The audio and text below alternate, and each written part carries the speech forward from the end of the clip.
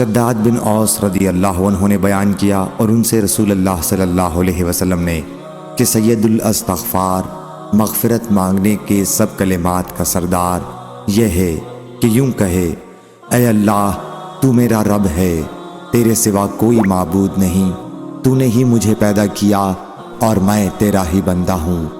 میں اپنے طاقت کے مطابق تجھ سے کیے ہوئے عہد اور وعدے پر قائم ہوں۔